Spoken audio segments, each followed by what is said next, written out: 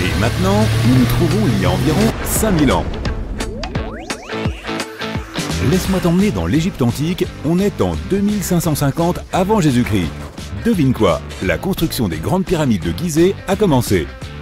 Les gens ont appris à construire des cathédrales et des gratte-ciels, mais ce n'est que récemment que ces énormes bâtiments sont apparus. Même les scientifiques modernes ne savent toujours pas comment ces pyramides ont été construites il y a 5000 ans. Il n'est donc pas étonnant qu'elles fassent partie des 7 merveilles du monde antique. D'ailleurs, elles sont aussi les plus anciennes d'entre elles, et la seule merveille du monde antique qui existe encore au XXIe siècle. Il a fallu beaucoup de coopération pour construire une chose aussi massive, même pour les mesures d'aujourd'hui. Mais les pyramides de Gizeh n'étaient pas les premières de l'histoire. La première, appelée la pyramide à degrés, a été construite environ 80 ans avant la première pyramide de Gizeh, en 2630 avant Jésus-Christ, pour le roi Djoser. Elle n'était pas censée être extraordinaire, mais elle a fini par être très impressionnante. Il s'agissait d'une pyramide composée de 6 couches de pierre en escalier. Elle mesurait 62 mètres de haut, soit la hauteur d'un immeuble de 19 étages. Et c'était le plus haut bâtiment qui existe à l'époque. Mais ce n'était pas qu'une simple pyramide. Elle était entourée de tout un ensemble de bâtiments, y compris des cours intérieures. Dans l'Égypte antique, les gens croyaient à la vie après la mort. Alors tout le monde, surtout les rois, voulait s'assurer qu'ils avaient tout ce dont ils auraient besoin pour s'y préparer. Voici pourquoi le complexe des pyramides était parfaitement fourni avec de nombreux objets que les gens utilisaient au quotidien. Le complexe comprenait une pyramide et une sorte de palais. Ces bâtiments contenaient de nombreuses choses que le roi aimait et dont il pourrait avoir besoin un jour, comme des meubles, de la nourriture et des récipients en or. Après Djoser, la construction de pyramides est devenue une pratique courante, mais de nombreuses pyramides n'étaient pas terminées. Il fallait généralement une vingtaine d'années pour en construire une, mais de nombreux souverains régnaient bien moins longtemps que cela.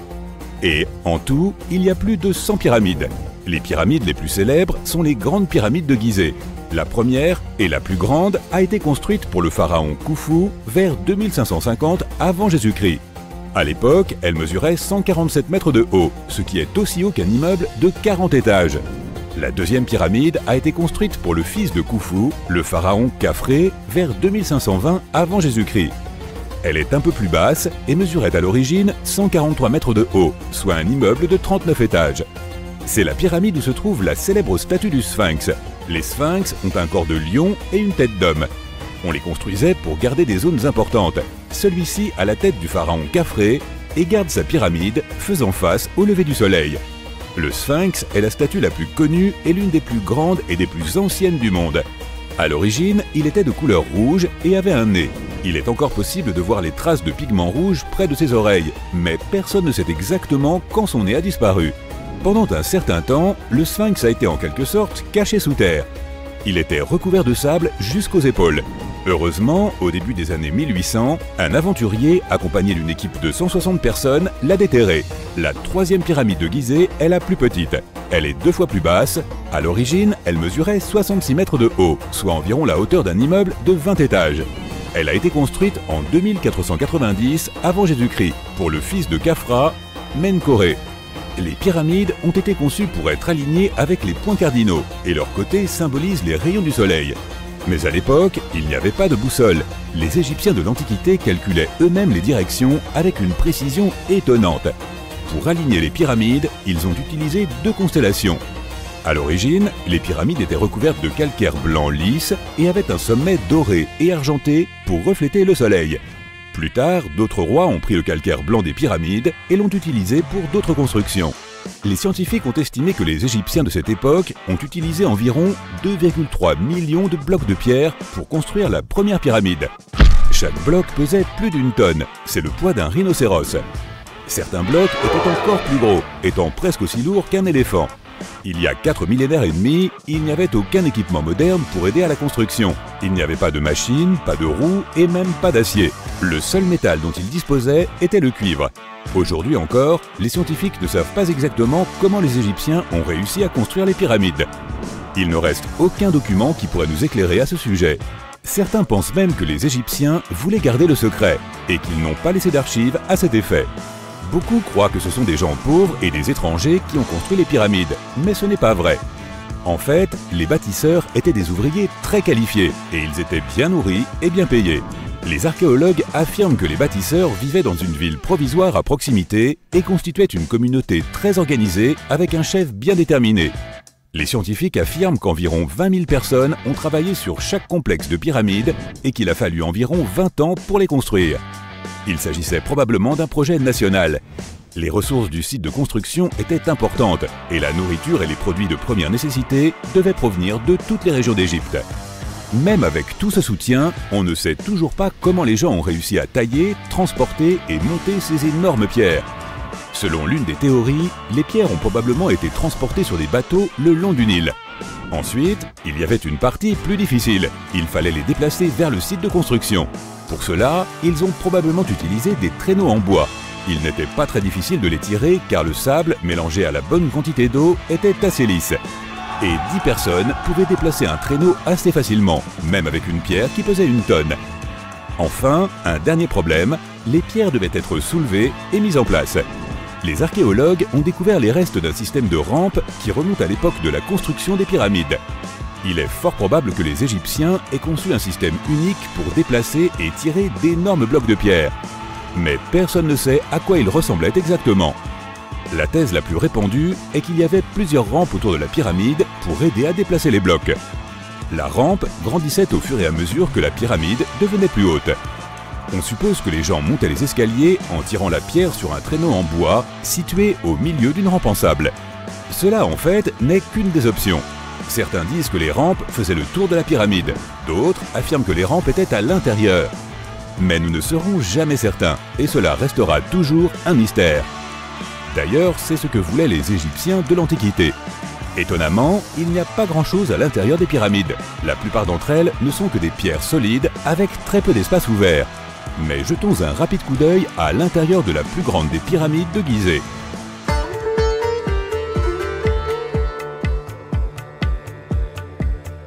Depuis l'entrée, il y a 2 escaliers, l'un qui descend et l'autre qui monte. Celui qui descend vous emmène à une chambre située sous terre. C'est là que se trouvent les pharaons, mais pas dans cette pyramide, car Khufu voulait rester plus haut. La chambre souterraine est en partie inachevée. La pièce avec le sarcophage de Khéops est nommée la chambre du roi. On y monte à l'étage, puis on traverse la grande et longue galerie. Sous la chambre du roi, il y a une pièce appelée la chambre de la reine. Cependant, il n'y a pas de reine, et personne ne sait pourquoi la pièce s'appelle ainsi. Malheureusement, aucune de ces pièces n'a de hiéroglyphes sur les murs. Elles sont tout simplement vierges. Si tu veux en voir, tu dois aller dans les autres salles qui sont décorées. Ces œuvres d'art sont des représentations de la culture et de la vie quotidienne de l'Égypte antique. Les textes permettent aux chercheurs d'étudier leur langue et leur grammaire. Malheureusement, les trésors qui se trouvaient autrefois ici dans la pyramide ont été volés depuis longtemps. De cette pièce, il y a de nombreux tunnels dont le but est inconnu. Il y a beaucoup de tunnels et de passages à l'intérieur des pyramides. Il y a beaucoup de chambres, de puits et de chemins secrets. Les scientifiques ont envoyé de petits robots équipés de caméras depuis quelques décennies. Et grâce à eux, ils ont découvert une autre chambre un peu plus haut avec des hiéroglyphes sur les murs. Mais aujourd'hui encore, une grande partie des pyramides demeure inconnue et il n'existe pas de plan de construction des pyramides. Les Égyptiens ont créé un mystère que personne ne peut percer depuis 4500 ans. Les scientifiques ont récemment commencé à passer la pyramide au rayon X, afin d'apprendre ce qu'il y a à l'intérieur sans y pénétrer, ainsi que dans ces tunnels étroits et mystérieux. Ouf! Cet été aura été plus chaud que jamais. Nous avons l'impression d'être des brochettes de guimauve cuites sur le grill. Certes, le monde devient plus chaud, mais certaines régions ont toujours dû lutter contre des températures élevées. Il s'avère que les gens avaient aussi des inventions pour se rafraîchir dans l'Antiquité. Et certaines d'entre elles fonctionnent toujours, même 3000 ans plus tard. Voyons comment les gens se sont protégés de la chaleur tout au long de l'histoire. Mets un glaçon dans ton soda et prépare-toi à découvrir comment les gens survivaient à la chaleur. En parlant de glaçons, sais-tu que les Perses avaient mis au point un système de stockage de la glace? Dans les déserts de la Perse ancienne, les gens ont eu une idée hors du commun pour éviter que leur nourriture ne se transforme en gâchis à moitié fondu. Ces Perses ingénieux sont tombés sur une astuce de physique qui leur a permis de créer de la glace au milieu du désert. Ils ont appelé ces structures yakshals, ce qui signifie en fait puits de glace. Ces puits de glace n'étaient pas des glaciers ordinaires. Ils s'étaient comme des réfrigérateurs souterrains secrets. De l'extérieur, les yakshals ressemblaient à des structures faites de briques et de boue en forme de dôme. Mais à l'intérieur, c'était un tout autre monde. Ces fosses à glace étaient dotées d'un système de refroidissement par évaporation qui fonctionnait comme par magie. La nuit, lorsque le désert se refroidissait, les Perses exploitaient l'effet de refroidissement radiatif. Ils ont aménagé des tranchées intelligemment conçues pour contenir de fines couches d'eau. L'eau gelait, défiant la chaleur du désert. Il y avait aussi des aires de stockage souterraines.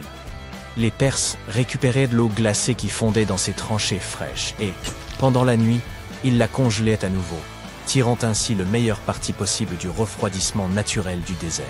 Pour ajouter à cet effet de refroidissement, ils ajoutaient un mur pour abriter les zones de stockage du soleil brûlant de la mi-journée. Et ce n'est pas tout. Ils disposaient d'une fantastique structure appelée le Badgair, qui captait la brise et la dirigeait directement vers les fosses de glace. De l'air frais et une brise glacée, la combinaison gagnante. Ils disposaient même de canaux complexes, appelés des kanates, pour acheminer l'eau des montagnes voisines jusqu'aux puits de glace et aux maisons. Au fil du temps, ces yakshals sont tombés en désuétude, et la technologie moderne a pris le dessus. Mais il y a aussi de bonnes nouvelles. En Iran, des gens formidables restaurent ces anciennes glacières.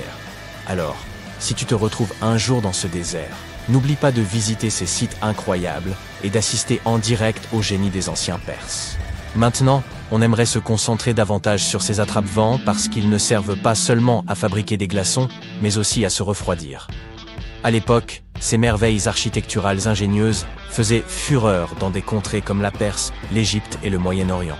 Imagine des structures en forme de tour avec des ouvertures à différents niveaux, stratégiquement placées, pour exploiter la puissance de la brise naturelle. Ces ouvertures étaient nues comme des portails magiques pour le vent. Elles captaient ces rafales rafraîchissantes et les guidaient directement dans les espaces de vie des habitations. En fait, il s'agissait de climatiseurs naturels. La brise s'écoulait gracieusement vers le bas, rafraîchissant le sol tout en virevoltant à travers le bâtiment. Le secret réside ici dans les détails. La hauteur de la tour, le nombre de côtés, les ouvertures et le positionnement des pales intérieures. Grâce à ces capteurs de vent, les sociétés anciennes pouvaient profiter de températures intérieures agréables sans trop transpirer. Peux-tu imaginer vivre à cette époque? Sentir la douce brise souffler dans ton palais, te procurant une sensation de fraîcheur et de bien-être? On attribue souvent aux Perses l'invention de ces impressionnants attrape-vents. Mais n'oublions pas l'Égypte. On y trouve des traces de structures similaires, datant de 1300 ans avant notre ère. Oui, l'invention des attrape-vents a peut-être eu lieu dans l'Égypte ancienne, mais c'est à Yazd, en Iran, que l'on trouve le plus grand nombre d'entre eux. Les vents n'auraient pas pu vivre sans ces anciennes climatiseurs, car ils ne pouvaient pratiquement passer dans cette région tout au long de l'année. Observons maintenant ces extérieurs perforés à double paroi. Imagine que tu habilles un bâtiment d'un écran perforé sophistiqué. C'est comme si tu donnais un coup de jeûne à l'extérieur tout en gardant la fraîcheur à l'intérieur. Cette technique de génie permet tout d'abord de disperser la lumière du jour sans que les rayons du soleil ne nous aveuglent. L'écran fait également de l'ombre, offrant à l'intérieur du bâtiment un répit bien mérité contre le soleil ardent. Il s'agit en quelque sorte d'un chapeau de plage naturel pour ta maison. En plaçant cet écran à environ 1 mètre des murs extérieurs, on crée un couloir de rêve où l'air frais circule librement.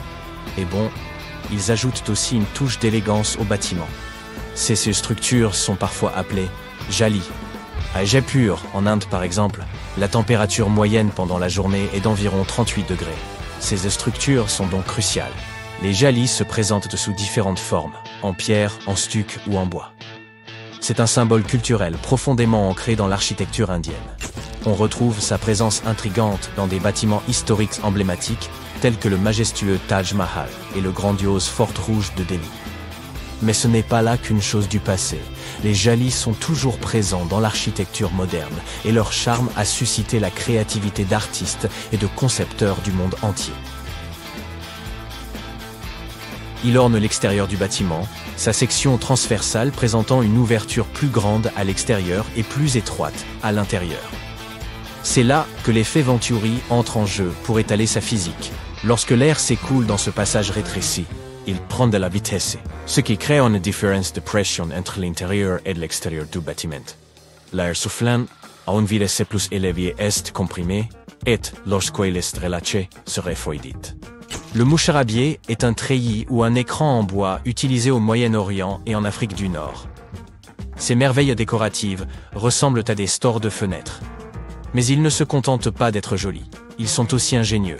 Ils protègent de ton intimité tout en te protégeant du soleil et laissent entrer l'air frais et la lumière. Certaines personnes adjoignent également des pots en terre cuite remplis d'eau, de sable ou de paille humide à leur création. Lorsque l'air chaud passe par les trous, il traverse également la surface poreuse du pot.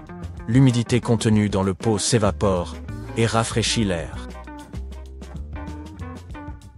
Il s'agit d'une technique peu coûteuse idéale pour les climats chauds et secs. Elle est respectueuse de l'environnement et ne nécessite pas d'électricité. Très bien, avançons rapidement jusqu'à aujourd'hui. Les concepteurs font preuve de créativité et associent la sagesse traditionnelle à la technologie moderne. Les tours Al-Bahar d'Abu Dhabi ne sont pas en reste. Imagine plus de 2000 panneaux hexagonaux qui dansent au gré des mouvements du soleil pour ombrager l'intérieur du bâtiment. L'évaporation de l'eau était une autre arme secrète des anciens, simple mais très efficace. De plus, les Égyptiens de l'Antiquité suspendèrent des tapis et des rideaux mouillés dans l'embrasure des portes. Lorsque l'air passait à travers eux, ils se refroidissaient, ce qui permettait de se protéger du soleil brûlant. Les architectes de l'Antiquité étaient bientôt passés maîtres dans l'art de maximiser la circulation de l'air. Ils savaient comment assurer une ventilation transversale et laisser l'air chaud s'échapper tout en invitant de l'air plus frais à l'intérieur. Si l'on se reporte sur la Rome antique, les bains publics étaient l'endroit en vogue à l'époque. Les gens s'y réunissaient pour discuter de politique, faire du sport et bien sûr se baigner pour se détendre. Le frigidarium était l'endroit le plus frais des thermes romains. Après un bain de vapeur dans le caldarium, les Romains se précipitaient dans cette piscine géante pour se détendre. Dans certains endroits, comme la Cappadoce en Turquie, les gens se sont déplacés sous terre pour s'abriter de la chaleur.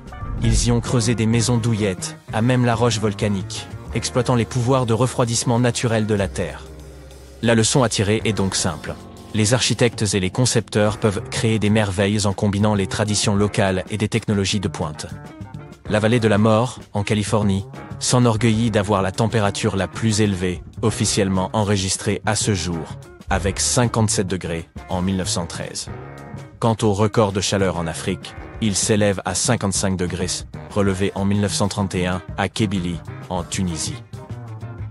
En Europe, la température la plus élevée jamais enregistrée a atteint près de 49 degrés en Sicile en août 2021. Puis, en 2002, le Royaume-Uni a connu l'été le plus chaud de son histoire. L'ancienne cité de Taposiris Magna est nichée quelque part le long de la côte nord de l'Égypte. De nos jours, elle a conservé très peu de sa gloire d'antan. Mais ce qui se trouve en dessous pourrait bien détenir la clé d'un célèbre mystère. Celui de Cléopâtre, l'une des reines d'Égypte les plus mémorables de l'histoire. Le tunnel récemment découvert est également connu comme un prodige de géométrie pour son époque. Des fouilles ont mis à jour une structure de 13 mètres de long enfouie dans le sol et partiellement immergée. Sa forme et ses techniques de construction sont semblables à celles du tunnel de Palinos. Une autre incroyable découverte de l'Antiquité.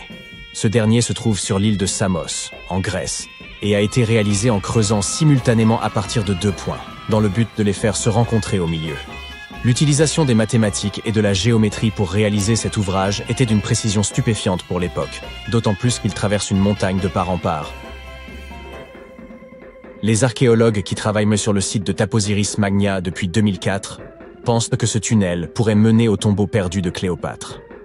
Les indices qu'ils ont découverts jusqu'à présent semblent étayer cette théorie. Pour commencer, la ville et son temple ont été construits par l'un des ancêtres de Cléopâtre, Ptolémée II. Toute son architecture semble indiquer que la cité était dédiée à l'ancien dieu Osiris et à sa reine, Isis. Tout au long de son règne, Cléopâtre a cherché à s'associer à la déesse. Il ne serait donc guère surprenant qu'elle ait choisi cet endroit comme lieu de dernier repos. Les archéologues n'ont pas encore réussi à localiser le tombeau de Cléopâtre. Mais les recherches se poursuivent avec l'aide de la technologie moderne. Pour mieux étudier cet emplacement, les chercheurs ont même eu recours à un dispositif spécial, appelé radar à pénétration du sol. Cet outil nous permet d'analyser ce qui se trouve sous la terre, sans avoir besoin de l'excaver. Comme ce tunnel est très ancien, les recherches doivent être menées avec la plus grande délicatesse. Voir des images de ce qui se trouve sous terre avant de commencer à creuser est incroyablement utile, et c'est ce que l'on fait ici depuis 2011. La découverte finale de la tombe de Cléopâtre pourrait nous aider à reconstituer son histoire. Surtout ce qui aurait pu se passer lors de la dernière partie de son règne, qui est encore entouré de mystères. Nous ne connaissons toujours pas la cause exacte de son décès. Certains pensent qu'elle aurait pu se laisser délibérément mordre par un cobra égyptien venimeux. D'autres ont suggéré qu'elle était tout à fait accoutumée au poison, en dissimulant même dans sa brosse à cheveux, au cas où le besoin s'en ferait sentir. Mais cela ne veut pas nécessairement dire qu'elle ait choisi de l'utiliser sur elle-même. Nous avons beaucoup d'autres informations intéressantes sur Cléopâtre, qui sont tout aussi dignes d'intérêt, comme le fait qu'elle ait eu sa propre styliste. La plupart des images que vous avez vues représentant la célèbre reine montrent que ses yeux étaient cernés de colle noire. Ce look aurait été créé par Iras, une servante connue pour avoir été sa cosméticienne attitrée. Elle traçait une longue ligne de ses yeux jusqu'à ses tempes, une technique de maquillage encore utilisée aujourd'hui pour mettre les yeux en valeur. Iras aurait été une figure importante tout au long de sa vie, officiant également comme sa confidente et sa plus proche amie. Il existe même quelques théories qui suggèrent qu'Iras se tenait à ses côtés lorsqu'elle a mis fin à ses jours. Malgré ses tenues recherchées, Cléopâtre n'était pas aussi belle qu'on le décrit.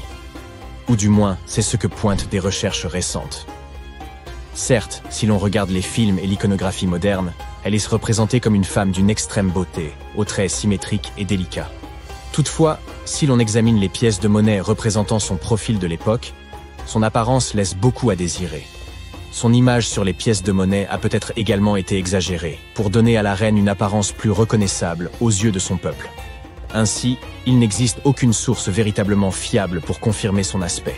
Mais sa description dans la plupart des textes de l'Antiquité évoque ses autres qualités, comme son éloquence et sa personnalité, plutôt que sa beauté.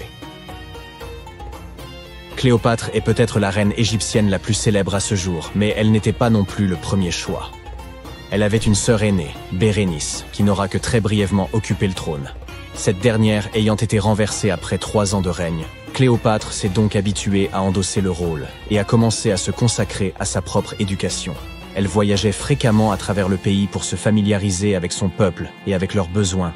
Elle n'avait que 18 ans lorsque les rênes du pouvoir lui ont été transmises, et elle a immédiatement gagné en popularité en raison de sa grande intelligence et de son instruction. Son goût pour la littérature était également renommé. On savait qu'elle était friande des œuvres d'Homère, le célèbre poète grec. Cléopâtre aimait d'ailleurs autant écrire qu'elle aimait lire. Il existe même des suppositions selon lesquelles elle aurait écrit un livre sur la médecine et les cosmétiques, mais nous n'avons aucune preuve à ce jour que ce travail ait jamais existé. Être une grande souveraine à cette époque signifiait qu'il était indispensable de parler plusieurs langues. Cléopâtre l'avait clairement compris. Et c'est pourquoi il se murmure qu'elle en connaissait de nombreuses, à des degrés divers. Certains archéologues ont suggéré qu'elle maîtrisait le grec, l'égyptien et l'éthiopien, ainsi que de nombreux dialectes arabes. Elle aurait également pu parler latin, mais il y a peu de preuves pour soutenir cette hypothèse. Elle n'avait peut-être pas des traits angéliques, mais Cléopâtre faisait vraiment attention à son apparence, à commencer par son alimentation. Elle aimait les repas simples, notamment une variété de poissons. Étant donné qu'elle vivait près de la mer Méditerranée, ce n'est vraiment pas une surprise. En guise de friandises, elle raffolait des pigeons farcis, qu'elle servait également à ses invités. D'autres plats au menu comprenaient des légumes et de la soupe de fèves. Les fruits et les noix n'étaient pas en reste dans son alimentation, et elle était également une grande amatrice de miel. Récemment, une équipe d'experts a même essayé de reproduire son célèbre parfum. Voyez cela comme l'équivalent antique du Chanel numéro 5. Cléopâtre était connue pour être une grande amatrice de parfums luxueux, dont elle croyait même qu'ils pouvaient influer sur la manière dont les gens la percevaient. La base de ce parfum est la myrrhe, une résine récoltée sur un arbre local. D'autres ingrédients ajoutés au mélange étaient également répandus à l'époque, comme la cardamome, l'huile d'olive et la cannelle. Le résultat peut ne pas être aussi fragrant que les parfums que nous connaissons et employons aujourd'hui. Sa consistance était beaucoup plus épaisse, mais le parfum durait beaucoup plus longtemps. Quand elle était à l'apogée de sa gloire, Cléopâtre aurait bien pu être la personne la plus riche au monde. À cette époque, elle régnait sur un territoire qui s'étendait à travers la Méditerranée, de la Libye actuelle à l'ouest, en passant par l'Égypte jusqu'à la Syrie tout à l'est. À l'époque, c'était le plus grand territoire jamais dirigé par une femme. En monnaie d'aujourd'hui, sa fortune aurait donc pu avoisiner les 95 milliards de dollars. Les calendriers que nous utilisons aujourd'hui ont peut-être été introduits par Cléopâtre elle-même. C'est elle qui aurait présenté l'idée des années bissextiles et des jours intercalaires à Jules César, le général romain avec lequel on sait qu'elle était très proche. Suivant ses conseils, César aurait fait de ces ajustements une partie intégrante du calendrier romain. Les anciens Égyptiens savaient déjà que l'année était plus longue que 365 jours exactement. Ils ont découvert cela en étudiant l'étoile la plus brillante dans le ciel, appelée Sirius, et en ont conclu qu'une année durait en réalité 365 jours et un quart. C'est Elizabeth Taylor qui a fameusement introduit Cléopâtre dans l'imagerie populaire, lorsqu'elle l'a interprétée dans le film du même nom en 1963. À ce moment, il s'agissait du film le plus coûteux jamais produit. Il n'était censé coûter qu'environ 2 millions de dollars, mais a fini par engloutir l'incroyable somme de 44 millions. C'était principalement dû à des problèmes de scénario et de production. Pour réaliser ce film emblématique, les producteurs ont dû créer 79 décors de toutes pièces, ainsi que plus de 2006 000 costumes pour le reste du casting. Rien que les costumes de Cléopâtre d'Elizabeth Taylor ont coûté environ 2000 dollars. Heureusement pour les producteurs, le film a fait les gros titres et a été très bien accueilli par la critique, ce qui en fait un succès au box-office. Certains associent Cléopâtre à un autre célèbre souverain d'Égypte, le pharaon Toutankhamon. C'est une erreur. Car hormis le fait qu'ils aient en tous deux été des pharaons égyptiens, ils n'ont rien d'autre en commun. Pour commencer, Toutankhamon a vécu environ 1300 ans avant Cléopâtre. Et ils ne partageaient même pas la même ascendance. Cléopâtre avait des racines grecques macédoniennes, tandis que Toutankhamon était un Égyptien du pur souche. Les anciens textes indiens évoquent des chars richement ornés, voire des palais entiers, connus sous le nom de Vimana, capables de s'élever dans les airs et de parcourir, en quelques secondes, des distances allant jusqu'à l'espace. Si certains considèrent ces Vimana comme relevant exclusivement de la mythologie indienne, d'autres estiment qu'ils pourraient s'inspirer d'une technologie véritable, perdue au fil des siècles. Selon les textes de l'ancien Veda indien, il existait des Vimana variés, comme le Vimana éléphant doté de plusieurs moteurs, ainsi que de nombreux modèles portant des noms d'animaux ou d'oiseaux. Certains étaient conçus pour des trajets locaux, d'autres pour voyager à l'étranger, et d'autres encore pour explorer la Lune ou d'autres planètes. Ils pouvaient atteindre des vitesses stupéfiantes. L'un des Vimana possédait la capacité exceptionnelle de se rendre invisible. Un autre, en forme de sphère, était propulsé par les vents de Mercure. Ce modèle aurait produit un rayon immense, comparable à celui du Soleil, et un bruit retentissant semblable au tonnerre. Tous les Vimana étaient réputés indestructibles et parfaitement adaptés au combat. Pour piloter un Vimana, il fallait maîtriser un ensemble de connaissances, comparables à celles requises pour un pilote d'avion moderne, et regroupés en 32 secrets. Ils incluaient la structure de l'engin, les techniques de décollage et de manœuvre en toute sécurité, ainsi que des savoir-faire spécifiques comme comment se rendre visible ou invisible, comment se dissimuler, comment être rapide, ou encore comment gérer les phénomènes de contraction et d'expansion. Pour échapper à ses adversaires, le pilote d'un Vimana devait se hisser jusqu'à la 8e couche atmosphérique au-dessus de la Terre et tirer parti de la puissance des rayons solaires obscurs. Si cette consigne peut paraître étrange, d'autres instructions, plus plausibles, conservent une certaine pertinence dans le contexte de l'aéronautique moderne.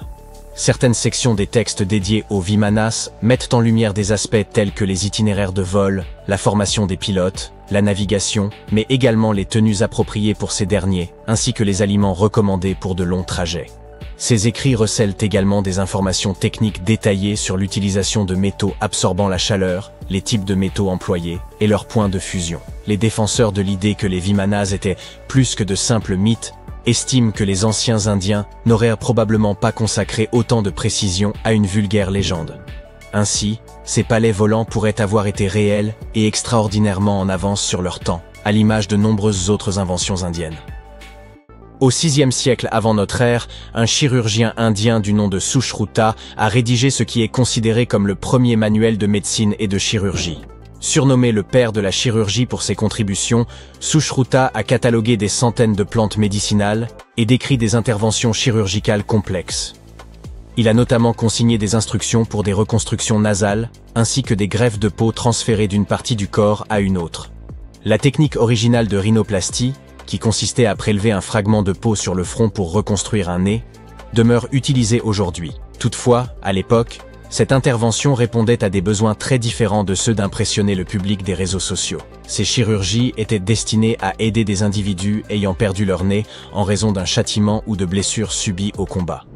C'est à un prodige des mathématiques indiens de l'Antiquité, nommé Aryabhata, que nous devons l'invention du zéro. Bien qu'elle puisse paraître anodine, cette découverte a été cruciale, car sans elle, il n'existerait ni système binaire, ni ordinateur. Avant le 5e siècle de notre ère, les gens se contentaient d'un simple symbole pour indiquer l'absence de valeur. Grâce à cette invention, l'addition, la soustraction et bien d'autres opérations sont devenues infiniment plus simples.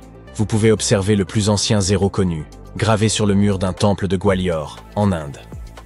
Dès 1500 avant notre ère, voire plus tôt, la civilisation de la vallée de l'Indus utilisait des règles en ivoire. Ces instruments, retrouvés lors de fouilles sur les sites de l'actuel Pakistan et du nord-ouest de l'Inde, étaient couramment employés en architecture avec une précision remarquable. Chaque règle comportait des unités mesurant un peu plus de 3 cm, minutieusement divisées en sous-unités précises, jusqu'à une tolérance de 2 millièmes de centimètre.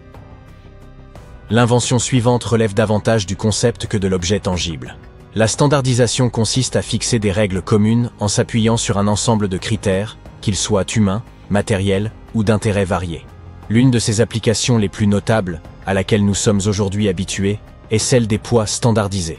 Que l'on utilise des livres ou des kilogrammes, ces mesures universelles sont essentielles, n'est-ce pas? Pour cela, nous devons un grand merci aux marchands de la civilisation arapéenne, qui vivaient il y a près de 4000 ans. Ces derniers utilisaient des poids standardisés pour mesurer aussi bien des céréales que des produits de luxe. Leur système de mesure reposait sur des bases mathématiques décimales et binaires. Bien qu'ils n'aient pas disposé de technologies avancées, ils ont atteint une précision remarquable grâce à des calculs complexes et à l'utilisation ingénieuse de matériaux tels que le sable pour la construction. Leur expertise en matière de standardisation s'est diffusée jusqu'en Perse et en Asie centrale, devenant ainsi une norme mondiale en matière de pesée. Si le yoga est votre pratique favorite, vous avez une excellente raison de rendre hommage aux anciens sages indiens. Le yoga a été mentionné pour la première fois dans les Védas de la civilisation de l'Indus-Sarasvati, dans le nord de l'Inde, il y a plus de 5000 ans. Avec le temps, cette discipline a été perfectionnée et enrichie, devenant une vaste philosophie comprenant plus de 200 écrits sacrés consacrés à l'art d'atteindre l'illumination. Au début de notre ère, le yoga a pris une nouvelle dimension grâce à l'écrivain hindou Patanjali, qui a structuré la pratique dans son œuvre, les Yoga Sutras. Cette discipline s'est transformée en une méthode complète de rajeunissement du corps et en une pratique visant à prolonger la vie, avec des postures que l'on continue à exécuter sur les tapis d'aujourd'hui. Ce n'est qu'au XIXe siècle que le yoga a gagné le monde occidental, où il s'est rapidement propagé. Le jeu d'échecs, souvent considéré comme le jeu de prédilection des intellectuels, est également une invention indienne. Son ancêtre, connu sous le nom de Chaturanga, était un jeu de stratégie sur plateau qui a commencé à se populariser environ 3000 ans avant notre ère. Cette version primitive des échecs se jouait à 4 joueurs au lieu de 2 et comportait 64 cases. Chaque participant disposait de 8 pièces, allant des pions au roi, en passant par les fous et les cavaliers. À cette époque, on n'utilisait pas de dés classiques à 6 faces, mais un dé oblong. Les joueurs qui s'affrontaient étaient en réalité regroupés en 2 équipes selon leur position. La version moderne des échecs, telle que nous la connaissons aujourd'hui, trouve mention pour la première fois dans une légende de l'ancienne littérature indienne. Selon cette histoire, l'épouse du démon Ravana aurait inventé le jeu afin de divertir son époux. Le mot shampooing trouve son origine dans un terme hindi signifiant apaiser ou pétrir. Cette substance, inventée en Inde en 1762, servait à l'origine pour les massages crâniens, d'où son nom. Le premier shampoing était composé d'huile naturelle et de plantes. Les commerçants britanniques, séduits par cette idée, l'ont ramené en Angleterre. Puis il aura fallu plusieurs années pour que cette huile de massage évolue en shampoing tel que nous le connaissons aujourd'hui, mais son origine reste indienne. Contrairement aux Grecs anciens, qui portèrent des peaux d'animaux, les Indiens ont commencé à cultiver le coton dès les 5e et 4e siècles avant notre ère. Ils utilisaient des fils de coton pour fabriquer des textiles, qui devinrent rapidement très prisés en Méditerranée et au-delà.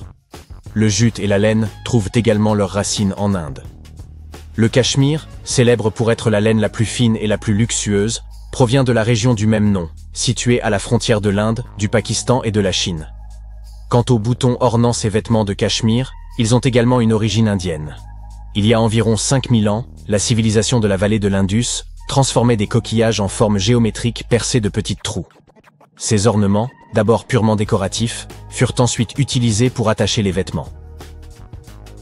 Lorsque l'on évoque les pionniers de la communication radio, le nom de Marconi est souvent celui qui domine. En 1909, il a même reçu le prix Nobel de physique pour ses travaux révolutionnaires. Pourtant, un autre génie, longtemps resté dans l'ombre, mérite d'être reconnu. Sir Jagdish Chandra Bose. Dès 1895, Bose a démontré le potentiel des ondes de communication radio. Lors d'une expérience à l'hôtel de ville de Calcutta, il a transmis une onde électromagnétique sur une distance de 23 mètres, traversant des murs, déclenchant une cloche et enflammant même de la poudre à canon. Marconi s'est inspiré de l'invention de Bose, le cohéreur à mercure, pour développer sa propre radio bidirectionnelle. Hélas, Bose n'a pas breveté son invention, et il n'a obtenu la reconnaissance de son génie qu'1 siècle plus tard. Ça vous dirait de me rejoindre pour un petit voyage dans le passé? Il reste une place dans ma machine à remonter le temps. Premier arrêt, Londres, au début des années 1900. Si vous regardez attentivement, vous verrez que cette ville disposait déjà d'un éclairage électrique. Avant cela, les gens éclairaient leurs rues au moyen de torches ou de lampes à pétrole. Néanmoins, ces choses que vous voyez à l'intérieur des lampadaires ne sont pas les ampoules modernes dont nous nous servons aujourd'hui. À cette époque, l'éclairage public n'utilisait pas encore d'ampoules, bien qu'elles aient déjà été inventées. C'est parce qu'elles n'étaient pas aussi efficaces à l'époque. Elles ne pouvaient donc pas produire assez de lumière pour éclairer les allées sombres de la ville. Elles pouvaient convenir à l'éclairage intérieur, certes, mais pour un usage public, les lampes à arc de carbone restaient un meilleur choix. Voici quelqu'un que j'aimerais vous présenter. Thomas Edison. Il est principalement crédité pour l'invention de l'ampoule électrique moderne. Il va nous expliquer comment fonctionnent la plupart de ces éclairages. Toutes les sources de lumière électrique de l'époque reposaient sur un principe simple et basique. L'électricité devait passer à travers un matériau. Ce matériau devait être résistant et durable, et il était censé briller lorsqu'il était connecté à une source d'alimentation. La première invention de ce genre s'appelait la lampe à arc. Dans ce dispositif, le matériau utilisé pour l'éclairage était le carbone. Et dès qu'il était chargé électriquement, il commençait à se vaporiser. Ce processus produisait une lumière très vive. L'homme derrière cette invention était un chimiste britannique, du nom de Humphrey Davy. Il a assemblé 2 fils conducteurs, une batterie et des éléments de charbon, ce qui émettait suffisamment de lumière pour éclairer les environs. Mais même ces lampes à arc n'étaient guère adaptées à l'éclairage des rues au départ, principalement parce qu'elles n'étaient pas très efficaces. Elles nécessitaient un puissant courant électrique pour produire de la lumière, de sorte qu'elles devaient être équipées de grosses batteries pour fournir l'énergie nécessaire. Tout cela rendait les lampes à arc difficiles d'usage et également très coûteuses. Le nom d'Edison est certainement celui que vous associez à l'invention de l'ampoule électrique. La vérité est que ces travaux ne représentent qu'une partie de cette innovation révolutionnaire. D'autres percées scientifiques, comme celles d'Alessandro Volta, Humphrey Davy et Joseph Swan, y ont également contribué. Avant de poursuivre notre histoire, regardons comment fonctionnent les ampoules modernes. Chacune d'elles se divise en 2 parties principales. La première est une chambre creuse, la partie faite de verre, qui est remplie d'un gaz inerte. Ce type de gaz est crucial car il n'interagit pas avec les autres substances chimiques, créant un environnement comparable au vide. La deuxième partie est un filament mince, ou un fil conducteur.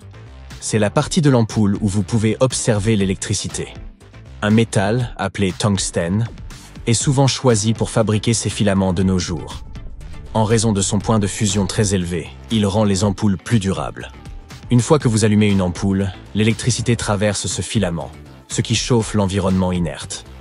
Cette chaleur provoque rapidement l'émission de grandes quantités de lumière par le filament de tungstène. Maintenant, revenons à l'histoire d'Edison. En se penchant sur les découvertes précédentes, il a remarqué que le problème d'efficacité de l'ampoule était lié à son filament. Pour le rendre plus commode, le filament devait être plus mince. Pourquoi? Parce que plus le filament est mince, moins il a besoin de courant électrique pour fonctionner. Cela permettait donc de résoudre le problème des batteries et des générateurs additionnels. Ainsi, à la fin des années 1870, Edison a créé une ampoule qui comportait un filament de platine dans une ampoule de verre à vide. Edison et son équipe ont continué de tester plus de 3000 modèles différents d'ampoules entre les années 1878 et 1880. Il a également essayé plus de 6000 plantes pour voir quel matériau serait le mieux adapté pour servir de filament. Tout a été essayé, du coton au lin en passant par le bois. Finalement, ils ont découvert qu'un filament de bambou carbonisé pouvait brûler pendant plus de 1000 heures. Ils ont donc opté pour ce matériau pendant un certain temps. Mais des matières plus durables, comme le tungstène, l'ont remplacé au début des années 1900. De nos jours, une ampoule standard peut durer entre 1000 et 2000 heures. Mais il existe une ampoule qui est célèbre pour avoir battu tous les records. L'histoire raconte qu'en 1901, une petite ampoule ait été fixée au plafond d'une caserne de pompiers à Livermore, en Californie. C'était une ampoule de 60 watts, utilisée à l'époque pour éclairer les camions, même pendant la journée. C'est pourquoi elle n'était presque jamais éteinte. Et c'est peut-être l'une des raisons pour lesquelles elle a duré si longtemps. Une autre raison de cette longévité est sa composition. Le filament de cette ampoule particulière n'était pas fait de tungstène, mais de carbone. Contrairement aux métaux, le carbone conduit mieux l'électricité quand il est chauffé. De plus, un tel filament est beaucoup plus épais que ceux que nous voyons dans les ampoules modernes. Inutile de préciser que cette ampoule fonctionne encore. Elle a maintenant plus de 100 ans et possède même son propre site officiel sur Internet, bien qu'il n'ait pas été mis à jour depuis 2018. De nos jours, nous la surnommons l'ampoule centenaire. Et la raison pour laquelle tant de gens célèbrent cette invention est son incroyable capacité à résister à l'épreuve du temps. Ne serait-ce pas génial si toutes les ampoules duraient aussi longtemps? Hélas, ce n'est pas à l'ordre du jour, car cela va à l'encontre d'une stratégie commerciale bien trop répandue. Il s'agit de l'obsolescence programmée. Aussi sophistiqué que le concept puisse paraître, c'est en fait une arnaque. Elle repose sur des produits faits pour ne durer que pendant un temps limité. Ceux-ci cessent de fonctionner artificiellement, et la durée pendant laquelle ils demeurent en bon état de marche est définie dès la conception. Finalement, vous devrez les faire réparer ou les remplacer. Et, à long terme, les gens finissent par consommer toujours plus. Prenons l'exemple de l'ampoule centenaire. Si tous les dispositifs similaires étaient conçus pour durer plus de 100 ans, les gens finiraient par cesser d'en acheter. Une industrie entière disparaîtrait, du moins sur le long terme. Un homme d'affaires londonien a donc échafaudé un plan en 1932. Il l'a baptisé « obsolescence programmée ». Il défendait l'idée que la vente de biens à la durée de vie limitée signifiait que davantage de marchandises seraient écoulées à long terme. Ainsi, il estimait que dans une économie globale, tant qu'il y avait un équilibre stable entre l'offre et la demande, tout le monde ne pouvait qu'y gagner. Son idée a toujours été loin de susciter l'unanimité. Et pour une bonne raison, je veux dire, il est vraiment agaçant de devoir continuellement acheter de nouveaux produits, surtout si ce n'est pas vraiment nécessaire. De plus, cela signifie énormément de gaspillage. Il existe de nombreuses façons de rendre un produit obsolète, et certaines sont moins évidentes que vous ne l'auriez cru. Regardez certains des appareils de votre maison, comme un téléphone, un ordinateur ou même une machine à laver. Et vérifiez si vous pouvez identifier certains des exemples suivants. Ces appareils peuvent notamment manquer de pièces de rechange. Ils sont délibérément conçus pour se comporter comme un seul bloc. Vous ne pouvez pas simplement les démonter et remplacer l'élément qui a cessé de fonctionner. En d'autres termes, ces produits ne peuvent pas être réparés. Une fois cassés, vous n'avez plus qu'à les racheter. Les ampoules sont en fait un très bon exemple de pareil produit. Avez-vous déjà essayé de remplacer le filament d'une ampoule qui a cessé de fonctionner? Je veux dire, l'enveloppe de verre pourrait encore servir, mais il n'y a aucun moyen de redonner vie à une ampoule une fois le filament cassé. Il existe ensuite des produits qui deviennent tout simplement incompatibles avec des versions plus récentes. C'est un processus que nous observons de plus en plus souvent, car la technologie progresse à une vitesse encore jamais observée auparavant. C'est ainsi qu'un jour vous pourriez vous apercevoir qu'il n'y a plus de mises à jour disponibles sur un appareil spécifique. Vous pourriez aussi constater que si votre téléphone est assez vieux, certaines applications n'y fonctionneront tout simplement plus. C'est parce qu'elles exploitent des technologies plus récentes, qui, dans la plupart des cas, ne sont pas compatibles avec les appareils plus anciens. C'était le 10 avril 1912. Richard venait de partir de Southampton en Angleterre à bord du navire le plus célèbre de l'époque, surnommé l'Insubmersible. Comme il venait d'assister à une quasi-collision avec le SS City of New York, il décida d'écrire à sa femme pour lui raconter cet incident effrayant. « Ma très chère Sal, nous nous en sommes sortis hier après beaucoup de difficultés. » Il était loin de se douter qu'à peine 4 jours plus tard, sa plume et le bateau sur lequel il se trouvait seraient perdus à jamais au fond de l'océan Atlantique Nord. Était-ce là une sorte de mauvais présage? Richard a-t-il pressenti ce qui allait se passer à bord?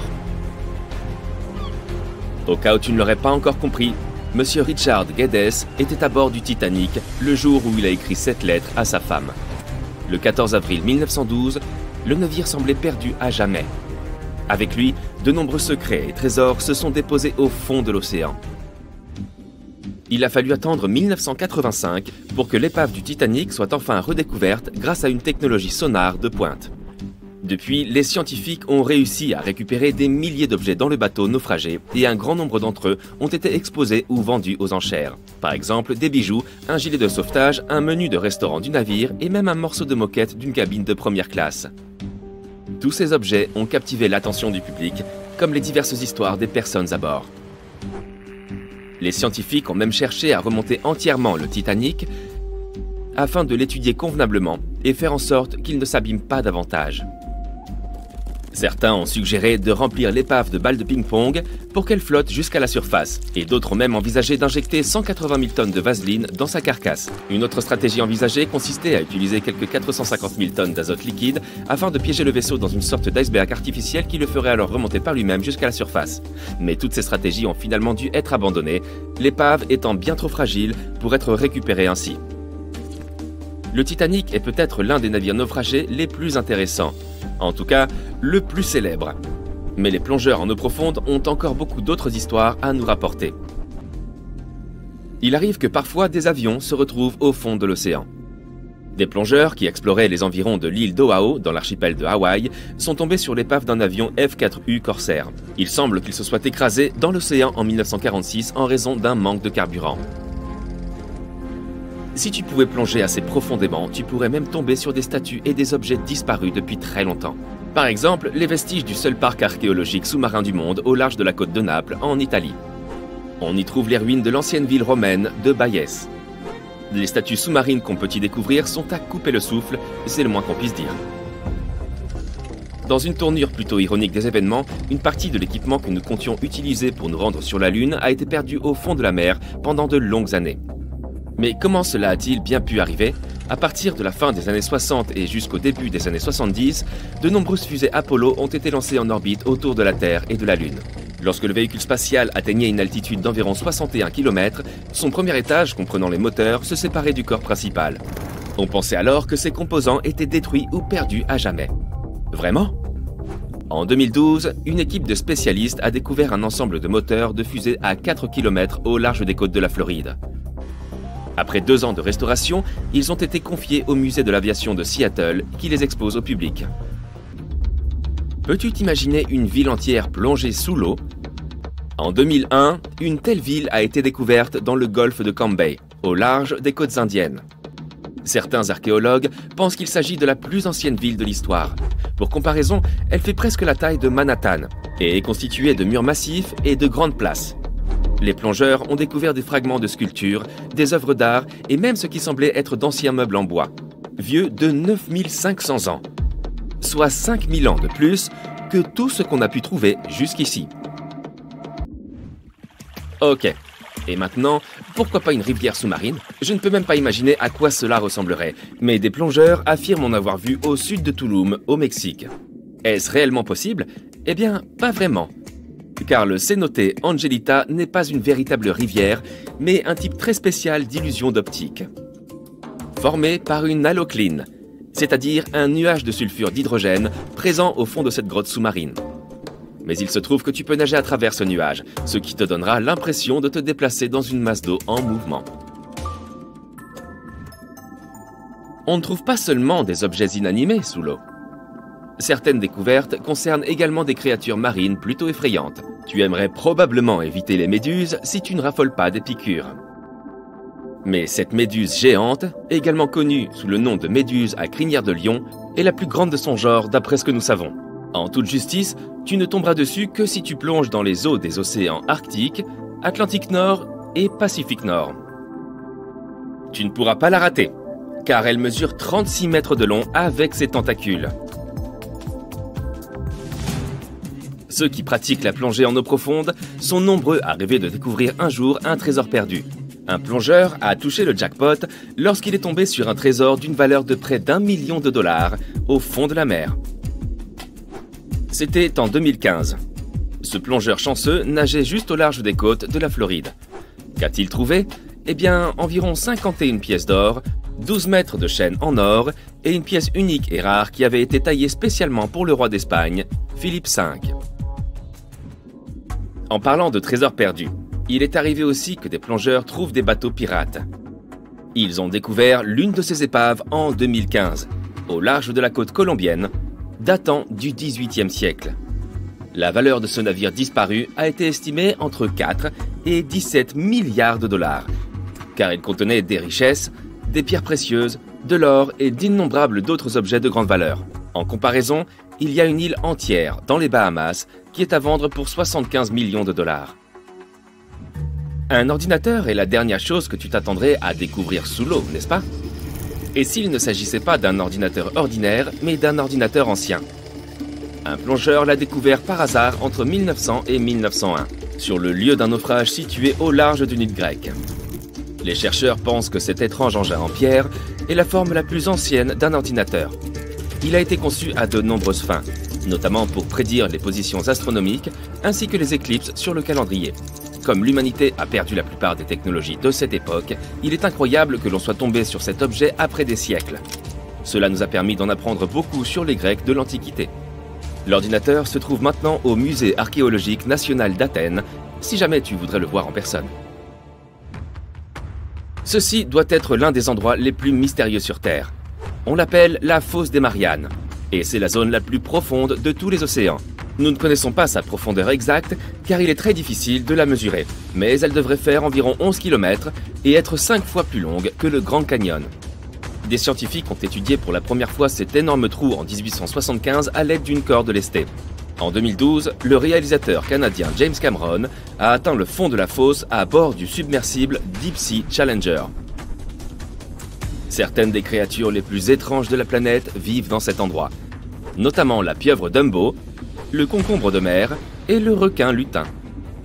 La fosse des Mariannes tient son nom des îles voisines, elle-même nommée Las Marianas en l'honneur de la reine espagnole Marianne d'Autriche. Des tunnels, des métros, des réseaux souterrains et même des passages secrets permettant d'accéder aux maisons des personnes riches et célèbres. Pourquoi avons-nous besoin de tunnels, vous demandez-vous peut-être? Pour se cacher. De nombreuses villes ont des tunnels souterrains et même des doubles souterrains. Maintenant, soyons clairs, ces passages ne sont normalement pas reliés entre eux, contrairement à la rumeur populaire selon laquelle il serait possible de se rendre d'Écosse en Turquie en empruntant des passages secrets construits il y a environ 5000 ans. Oui, si construire cela semblerait fou même aujourd'hui, imaginez à l'époque. Ces tunnels s'appellent officiellement des souterrains refuges. Et ils ont probablement été construits au Moyen Âge. Mais nous ne connaissons pas la date exacte de leur création. C'est en Bavière qu'ils sont le plus nombreux, mais on en trouve aussi beaucoup en Grande-Bretagne et en France. Les souterrains refuges, qui sont absolument uniques dans le monde entier, se caractérisent par des couloirs étroits de forme ovale et des goulets d'étranglement appelés, en allemand, Schlupf ou Slip-Outs en anglais. Malgré les spéculations, leur fonction reste un mystère. Cependant, certains de ces tunnels sont équipés de cheminées et même d'évents, ce qui pourrait signifier qu'ils servaient principalement d'abri. Datant du Moyen-Âge, peut-être même du XIIe siècle, les souterrains refuges manquent de marqueurs archéologiques et nous n'avons aucun document historique à leur sujet. Il n'est donc pas surprenant que de nombreuses rumeurs circulent sur leur fonction. Certains scientifiques sont convaincus qu'il s'agissait d'espaces de stockage, bien que leur étroitesse rende cette hypothèse peu plausible. D'autres pensent qu'ils servaient de cachette aux agriculteurs lors des invasions tribales. Cependant, le fait qu'ils ne disposent que d'une seule entrée remet en question leur efficacité pour échapper aux menaces. Si vous vous sentez l'âme d'Indiana Jones et que vous souhaitez vous aventurer dans ces tunnels, vous avez de la chance. Quelques structures, comme l'Erdstahl Radgeblücken en Autriche, accueillent les visiteurs désireux d'en savoir plus. Cependant, la plupart des souterrains refuges sont fermés au public. Les origines de ces tunnels souterrains restent largement inconnues, tout comme leur véritable fonction. Et si vous vous dites « nous sommes au XXIe siècle, nous pouvons à peu près tout étudier », eh bien, vous vous trompez. Ce qui rend ces tunnels difficiles à comprendre, ce sont leurs dimensions réduites. Les méthodes d'arpentage traditionnelles s'avèrent souvent inadaptées dans de tels espaces. Pour résoudre ce problème, les scientifiques utilisent un appareil portatif équipé d'une caméra RVB, d'un gyroscope et de capteurs de profondeur haute résolution, ce qui leur permet de relever les moindres détails à l'intérieur des tunnels. Ils ont également recours à des techniques modernes telles que la topographie 3D dans l'espoir de découvrir les véritables origines et fonctions de ces tunnels. Une hypothèse suggère même qu'il s'agissait peut-être de logements mal conçus, abandonnés lorsque leurs insuffisances furent devenues évidentes. Pourtant, tout le monde n'est pas tout à fait d'accord avec cette idée. D'autres théories suggèrent qu'ils servaient à des fins spirituelles, tandis que selon l'idée la plus farfelue, ces tunnels seraient des vestiges de civilisations extraterrestres. Les experts pensent toutefois qu'ils servaient simplement à des fins pratiques, pour l'entreposage des biens ou comme cachette contre les pillards. Comme nous n'avons pas d'informations précises sur leur origine, il se peut que n'importe qui, même un paresseux, ait pu les construire. Non, je ne suis pas fou. Les paresseux peuvent effectivement construire des tunnels géants. Regardez plutôt. En 2009, un agriculteur du sud du Brésil conduisait son tracteur dans un champ de maïs lorsqu'il s'est soudainement enfoncé dans le sol.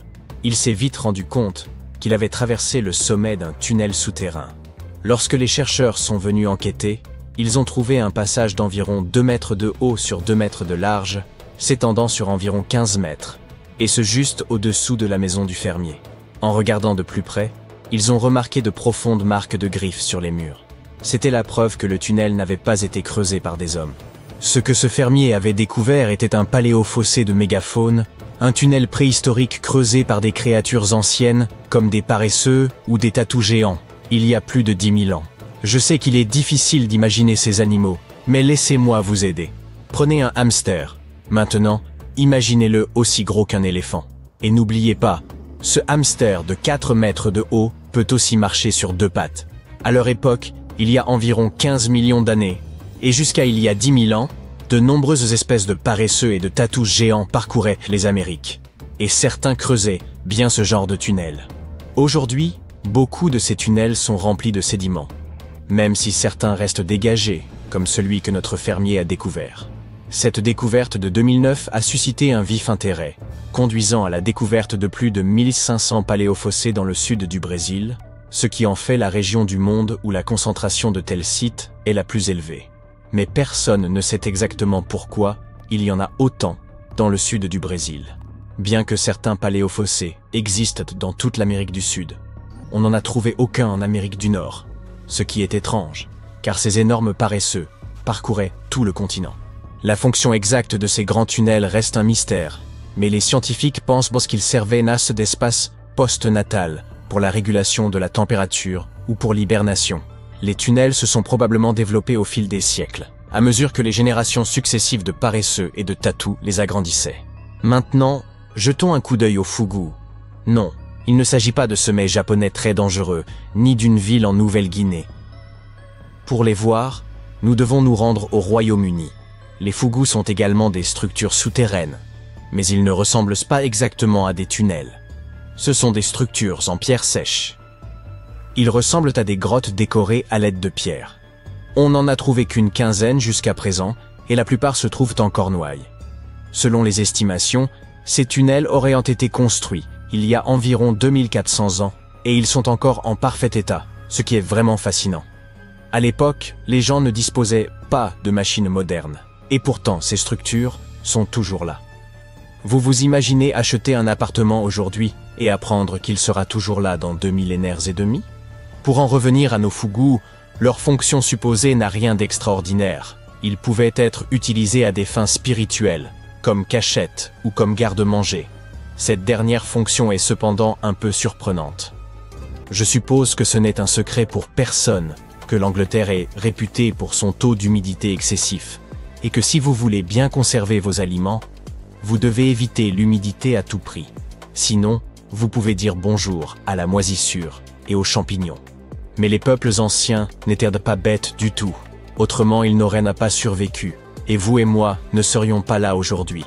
Ils utilisèrent donc peut-être ces fougous pour stocker certains produits, des produits présentant une moisissure naturelle, et contribuer ainsi à la conservation des denrées périssables, comme le lait, le beurre et le fromage.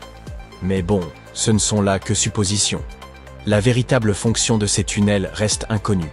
Ce qui rend les fougous uniques, c'est qu'il s'agit de tunnels construits délibérément, et non de mines creusées comme on en trouve au pays de Galles, par exemple. Ils ont été réalisés par l'excavation de tranchées profondes, puis revêtus de dalles de pierre de fête, avant qu'on y déverse du remblai. Tout cela demandait beaucoup de temps et d'efforts. Cependant, quelle que soit la difficulté, les villes du monde entier sont souvent bâties sur des réseaux de tunnels complexes, uniques à chaque endroit. Par exemple, Paris est célèbre pour ses vastes carrières souterraines, qui ont été abandonnées il y a des années, mais qui présentent toujours un risque d'effondrement dans certaines zones. Londres possède l'un des plus grands réseaux de tunnels au monde, dont beaucoup ont été spécialement créés à des fins militaires. À New York, des rumeurs circulent sur l'existence de tunnels secrets, tandis qu'à Los Angeles, on trouve d'anciens tunnels datant de la Prohibition, utilisés par les bars clandestins. De nombreuses autres villes possèdent d'énigmatiques tunnels. Et étonnamment, la Floride ne fait pas exception. Remontons jusqu'en 2011. À Ybor City, près d'un ancien bureau de poste, une inondation a fait apparaître quelque chose d'étrange.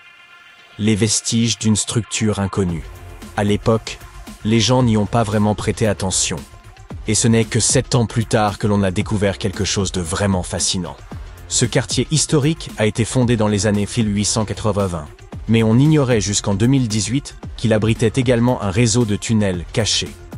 Nous ne l'avons découvert que grâce à des travaux de rénovation. Leur fonction exacte, bien sûr, est inconnue, mais la plupart des scientifiques sont convaincus qu'ils servaient à relier les premières salles de jeu au port de Tampa. Il est difficile de déterminer l'étendue de ce réseau de tunnels. En 2018, on a trouvé dans une maison historique de Seminole Heights des portes verrouillées menant à des tunnels datant des années 1920. Un habitant a même déclaré avoir parcouru un tunnel pendant une vingtaine de minutes. Selon certaines rumeurs, ces tunnels relieraient le fleuve Hillsborough à Ybor City. Les recherches se poursuivent, mais aucune nouvelle information n'a encore été dévoilée. On estime que Fantasmagorie est le premier dessin animé de l'histoire. Il a été réalisé en 1908 et c'est l'un des premiers modèles de films d'animation dessinés à la main. Mais savais-tu que les peuples anciens amusaient déjà leurs enfants avec des dessins animés il y a environ 2,6 millions d'années? Une nouvelle étude révèle que les hommes des cavernes étaient les premiers à animer les images. Comment? Ils gravaient des dessins d'animaux sur des pierres et les plaçaient autour des feux. Lorsque la lumière commence à circuler, les animaux se mettaient à bouger et à se secouer dans tous les sens. Les sculptures préhistoriques prenaient ainsi vie à la lumière vacillante du feu, et les dessins semblaient sauter d'un point à l'autre, comme s'ils voulaient faire la fête. Imagine à quel point il était amusant pour les familles préhistoriques de s'asseoir autour d'un feu et de créer ces sculptures animées. Il se trouve que certaines des anciennes peintures murales et gravures trouvées dans les grottes ont même été inspirées par cette vision illuminée par les ombres mouvantes des flammes. En gros, ces sculptures d'antan prenaient vie lorsque la lumière du feu les touchait, et les chercheurs ont réalisé un film montrant cet effet génial sur un modèle 3D de certaines gravures de chevaux. L'étude indique que notre cerveau est câblé pour visionner les choses en mouvement sous une lumière changeante, ce qui explique pourquoi ces gravures ont probablement eu une grande importance pour nos ancêtres. En d'autres termes, les hommes des cavernes se disaient « Eh, gravons des trucs sympas sur ce rocher, et quand on allumera un feu, on aura l'impression que ça bouge. » Et maintenant, ces scientifiques se sont dit « C'est fantastique, faisons un film pour vous expliquer tout cela, mesdames et messieurs. » Andy Needham et ses coéquipiers ont utilisé les technologies modernes de numérisation et de réalité virtuelle pour étudier 50 roches plates et sculptées, appelées plaquettes, faites de calcaire.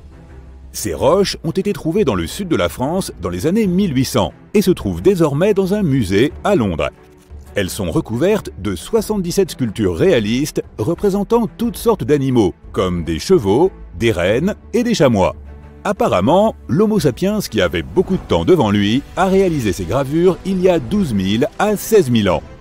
Needham s'est rendu compte que beaucoup de ces roches sculptées avaient été abîmées par le feu, certaines étant couvertes de cendres blanches, d'autres ayant séché ou s'étant brisées à cause de la chaleur. En les examinant de plus près, il a découvert des bandes roses de décoloration résultant de dépôts de fer dans la pierre. Le plus intéressant, c'est que les gravures d'animaux étaient souvent superposées les unes sur les autres, parfois même fondues ou ajustées ensemble, comme une sorte de puzzle d'animaux préhistoriques. Plutôt que de jeter les anciennes et de tout recommencer, les artistes de l'Antiquité prenaient des parties du corps des animaux pour créer de nouvelles figures hybrides. Par exemple, l'une des pierres représente à la fois un cheval et une créature sauvage ressemblant à du bétail, connue sous le nom de bovidé. Dans ce chef-d'œuvre de l'art préhistorique, l'abdomen et le cou du cheval deviennent le dos et le cou du bovidé, tandis que la tête du cheval forme l'oreille du bovidé. Quelle façon créative de recycler! Les chercheurs estiment que les roches préhistoriques de Montastruc ont été utilisées par nos ancêtres pour se divertir aux heures de grande écoute. Plusieurs personnes ont sculpté les animaux. Des gens de niveaux de compétences différents ont fait montre de leur talent artistique et il s'agissait d'un travail de groupe. Le fait que ces roches aient été trouvées ensemble suggère également qu'il s'agissait d'une activité communautaire. C'est un peu comme si des familles s'étaient réunies autour de la télévision pour sculpter des pierres et applaudir leurs animaux préférés. Qui a besoin de Netflix quand on a la télévision paléolithique? Les gravures sur ces roches et les signes qu'elles ont été exposées à la chaleur suggèrent qu'elles ont été créées pour donner l'impression qu'elles bougeaient. Parfois, on voit des animaux différents dans des poses différentes, de sorte que l'un d'eux s'animait, puis un autre et encore un autre. C'est comme une version de Disney à l'âge de pierre. Des techniques similaires pourraient avoir influencé certaines peintures rupestres anciennes, comme celle de l'époustouflante grotte Chauvet dans le sud-est de la France. Les portraits d'animaux y sont également superposés, et certains semblent avoir été chauffés par des feux situés sous eux, ce qui signifie que nos ancêtres préhistoriques auraient pu être les premiers animateurs au monde. Très bien, puisque nous avons parlé de l'activité de loisir préférée de nos ancêtres, faisons un voyage dans le temps pour découvrir les jouets les plus anciens du monde. L'un des joujoux les plus antiques découverts est une simple balle en argile trouvée dans les ruines de l'ancienne Mésopotamie. Cela peut sembler être un vulgaire gadget, mais nos ancêtres s'amusaient avec dès 3000 ans avant notre ère. À l'époque, ils n'avaient pas de jeux vidéo fantaisistes ou de jeux de société élaborés, alors un ballon était le summum du divertissement. Mais les Mésopotamiens n'étaient pas les seuls à s'amuser. Dans la Grèce antique, les enfants se divertissaient avec des poupées en argile. En Égypte, les enfants avaient des jouets en forme d'animaux, mais aussi des poupées fabriquées à partir de matériaux comme l'argile, le papyrus et l'ivoire. Et le plus impressionnant, elles avaient des membres mobiles. Et oui, nos lointains aïeux jouaient déjà avec des mannequins articulés avant que cela ne devienne cool. Mais il n'y a pas que le plaisir qui compte. Les jouets avaient aussi un but pratique à l'époque. En fait, de nombreux jouets découverts par les archéologues étaient utilisés pour enseigner aux enfants des connaissances importantes. Par exemple, les petits Égyptiens manipulaient des poupées qui avaient la forme de docteurs, ce qui les aidait à se familiariser avec la médecine et les soins de santé. Et n'oublions pas les jouets qui servaient à former les futurs guerriers. Dans la Chine antique, les enfants jouaient avec des chevaux et des chars miniatures, ce qui les aidait à se préparer à une vie de combat. En voilà une chouette manière de prendre une longueur d'avance pour ta carrière. Passons maintenant aux jeux primitifs qui existent depuis plus de 5000 ans. Le plus ancien jeu de société s'appelle Senet et a été découvert dans d'anciennes tombes égyptiennes. C'est un peu un croisement entre les échecs et le backgammon, et il était si populaire qu'on y a joué pendant plus de 2000 ans. Voilà un jeu qui tient la route. Mais n'oublions pas les jouets pour les tout-petits. Les archéologues ont trouvé d'anciens hochets et sifflets qui étaient utilisés pour divertir les membres les plus jeunes de la famille. Et si tu pensais que la collection de joujoux de ton enfant était impressionnante, attends d'entendre parler de cette ancienne princesse égyptienne qui avait plus de 100 jouets en bois dans sa chambre. Mais le plus surprenant de tous était sans doute le yo-yo. C'est vrai, le yo-yo existe depuis plus de 2000 ans. Il a été inventé pour la première fois dans la Grèce antique et était souvent utilisé pour des batailles, crois-le ou non. Mais finalement, les gens ont réalisé qu'il était beaucoup plus amusant de simplement s'amuser avec et de faire des figures. Les billes sont aussi un accessoire qui divertit les petits et les grands depuis des milliers d'années. Dans la civilisation de la vallée de l'Indus, les archéologues ont trouvé des traces de billes datant d'il y a environ 5000 ans. À cette époque, on les fabriquait à partir de toutes sortes de choses. Tu as envie de deviner? D'accord, je vais te le dire. Des noyaux de fruits et de petits morceaux de pierre lissée. C'est vrai, ces enfants de l'Antiquité faisaient preuve de créativité avec leurs jouets. Certains artisans sont même allés plus loin et ont fabriqué des billes en argile. Revenons aux Égyptiens de l'Antiquité et à leurs adorables bateaux miniatures faits d'ivoire, de bois et d'argile. Ces figurines peuvent être reconnues comme des jouets, mais elles étaient aussi censées représenter le passage de l'autre côté. Les enfants vikings avaient eux aussi des objets de ce type. Un bateau-jouet en bois, vieux de plus de 1000 ans, a été trouvé dans une ferme près de la côte norvégienne. Ce jouet ressemblait à un vrai bateau, et il devait être l'objet cool par excellence du moment. Tout comme les enfants d'aujourd'hui sont fous des voitures de course et des drones. Tu peux imaginer les petits de l'époque montrant leur bateau-jouet à leurs amis. Beaucoup de ces accessoires sont encore très amusants aujourd'hui. Il y en a beaucoup d'autres qui ont été laissés de côté, comme les soldats de plomb et les toupies. Dis, une question, tu souhaiterais en savoir plus sur les jouets anciens ou sur les gadgets des débuts du cinéma? Tout le monde aime les sites archéologiques. Le Colisée romain, la cité antique du Machu Picchu, les pyramides de Gizeh. Mais t'es-tu déjà demandé à quoi ils ressemblaient autrefois, à l'époque où ils ont été construits? Ou même à l'époque où ils étaient recouverts de lierre et oubliés par l'humanité? Attache ta ceinture car nous partons pour un voyage dans le temps vers les plus grands sites archéologiques du monde.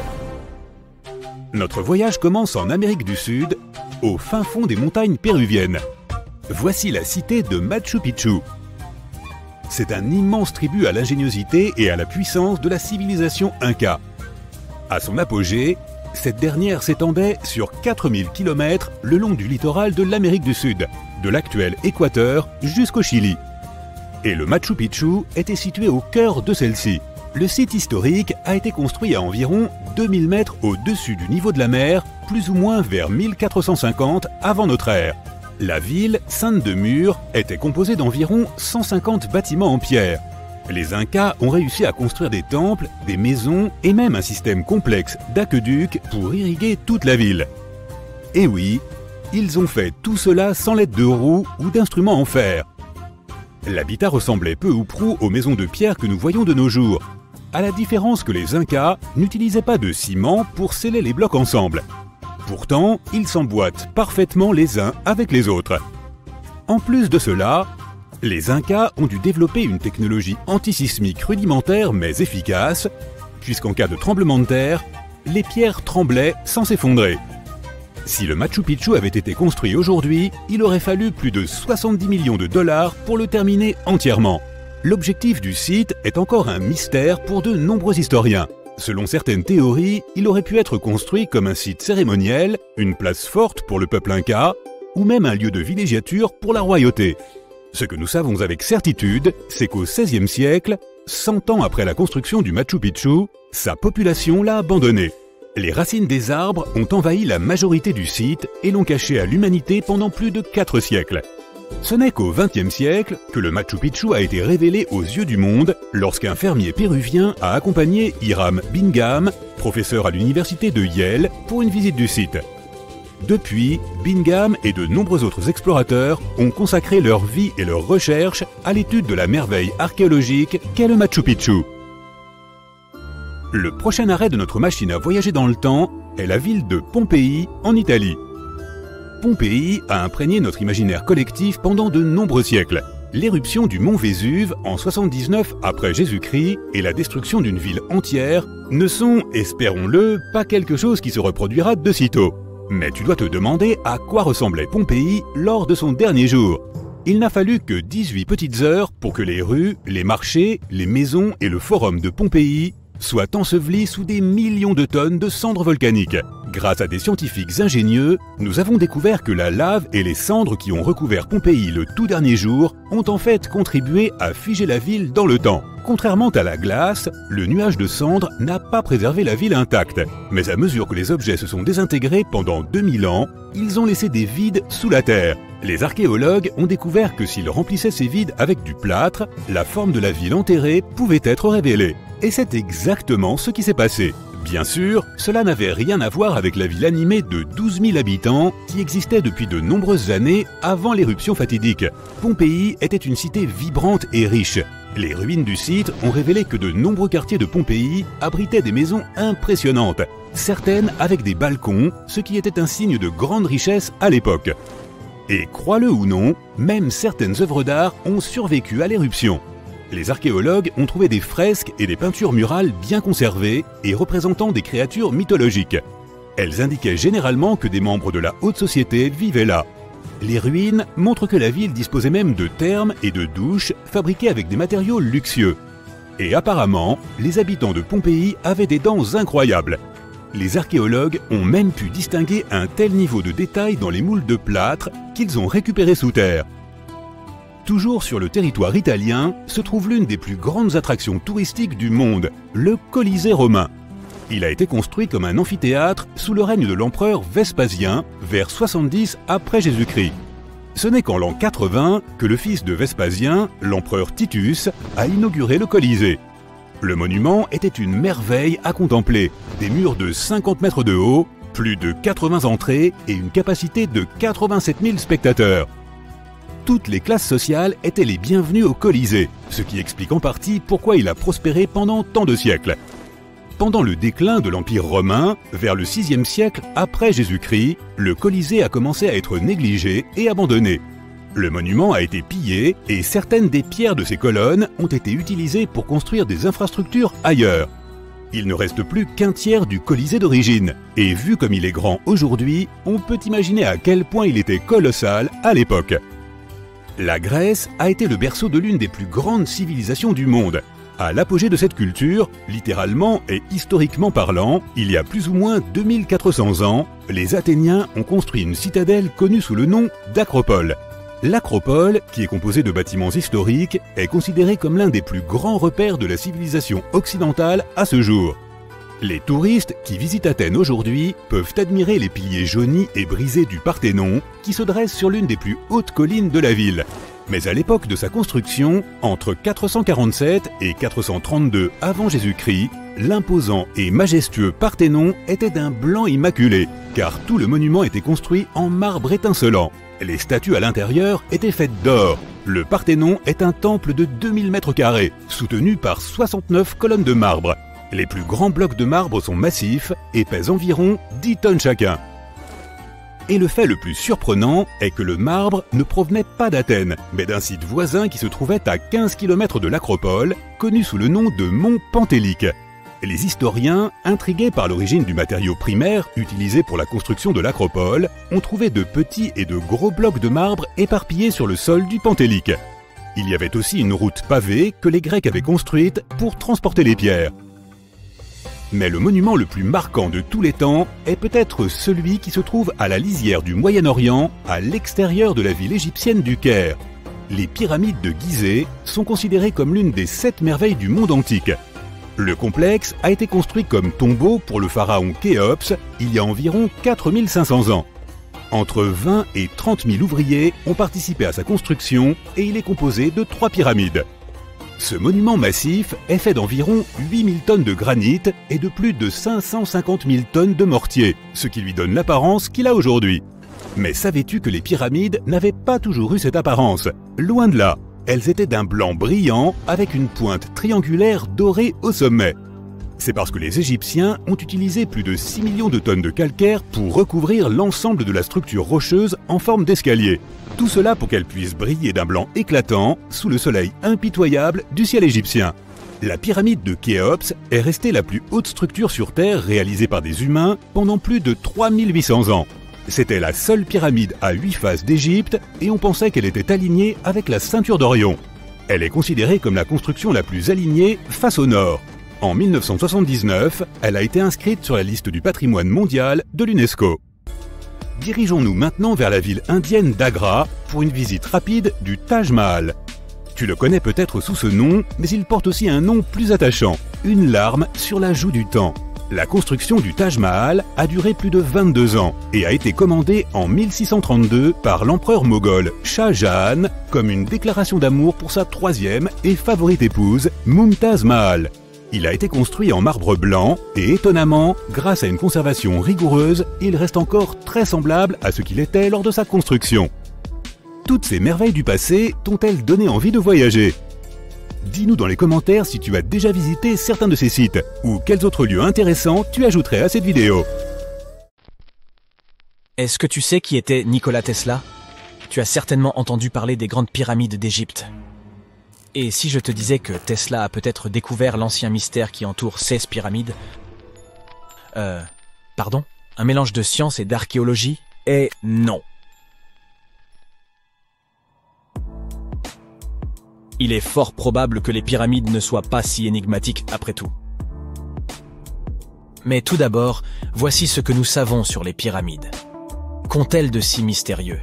Ce ne sont que de vieux monuments bizarres, n'est-ce pas? L'une des plus grandes questions concerne leur construction. Certains pensent qu'elles furent bâties à la force du poignet et à la sueur du front, d'autres qu'une source d'énergie inconnue de l'homme moderne fut utilisée pour les ériger. Et si des extraterrestres nous avaient aidés? Probablement pas. Mais cette idée d'une mystérieuse énergie employée à l'édification des pyramides existe depuis très longtemps. Même dans les textes anciens, comme les textes des pyramides, il est dit « Les dieux nous ont donné de quoi construire une grande puissance. Il se peut donc que quelque chose d'incroyablement puissant ait participé à cette prouesse architecturale. Qui sait ?» Au début des années 1900, Tesla commença à s'intéresser aux grandes pyramides d'Égypte. Il lut de nombreux ouvrages sur ces antiques structures et fut époustouflé par la quantité d'énergie qu'elles semblaient dégager. À l'époque, peu de gens connaissaient l'électricité. Et notre scientifique se demanda si les pyramides ne cachèrent pas une technologie avancée. Il se dit que leur puissance pouvait être liée à l'électromagnétisme, et il consacra beaucoup de temps et d'efforts à tenter d'en savoir plus. Il avait des théories assez bizarres pour l'époque. Il pensait que les pyramides contenaient une charge électrique et qu'elles alimentaient en énergie les zones environnantes.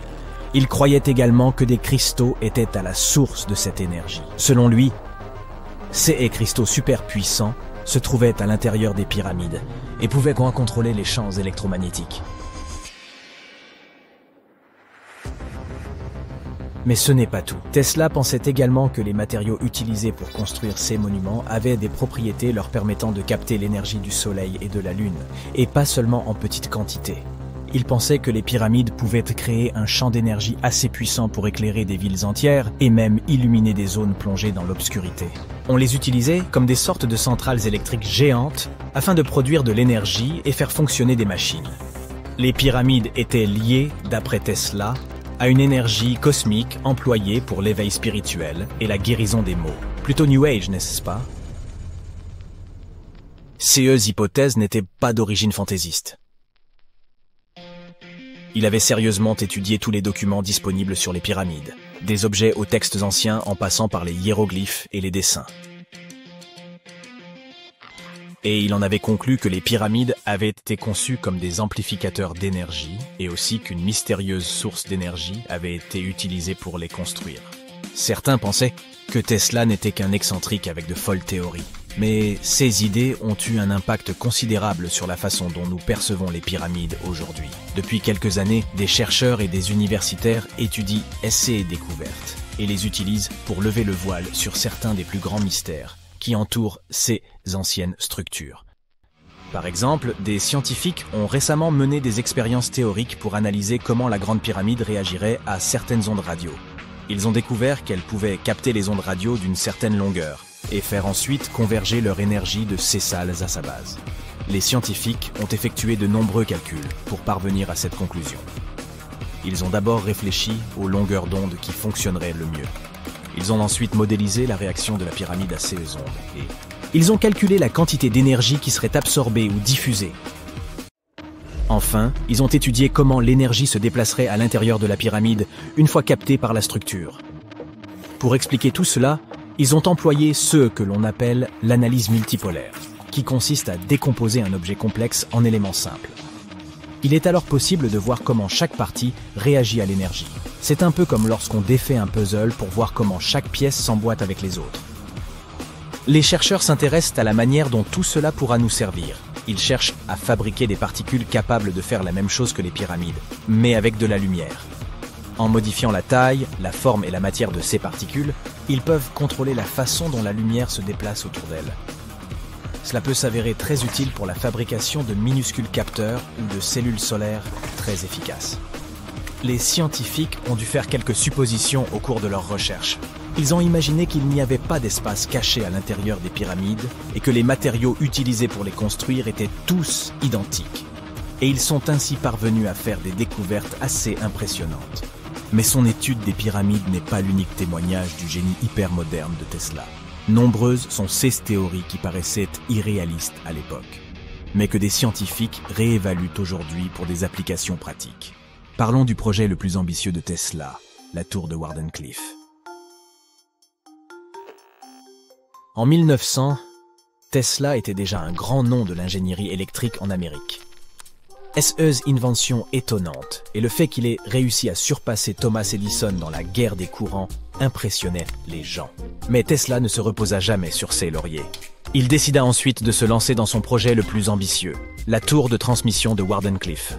Construite entre 1901 et 1905, elle est fondée sur l'une des idées les plus révolutionnaires de Tesla. Il souhaitait rendre l'impossible possible en créant un système mondial de communication sans fil. Ce système utiliserait la Terre elle-même comme conducteur, transmettant de la musique, des informations, des rapports boursiers, des communications militaires sécurisées et même des images en fac-similé. Cela te rappelle quelque chose? Oui, cela ressemble à l'Internet que nous utilisons aujourd'hui, mais sans aucun câble. Mais Tesla avait un rêve encore plus grand, transmettre de l'énergie sans fil.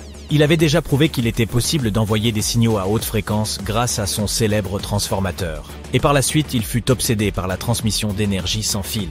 Sa vision était non seulement de transformer la façon dont nous communiquons, mais aussi de trouver un moyen de transférer des courants électriques à l'échelle mondiale en puisant dans l'énergie naturelle de la Terre. Tesla pensait qu'il existait une abondance d'énergie libre, tout autour de nous, et qu'elle pouvait être utilisée au profit de l'humanité. En 1899, il mena des expériences secrètes et fut convaincu qu'il était possible de transmettre de l'énergie électrique à travers la haute atmosphère terrestre. C'est ainsi que la tour de Wardenclyffe vit le jour. Elle était censée être la station prototype d'un réseau planétaire qui devait fournir de l'énergie sans fil au monde entier.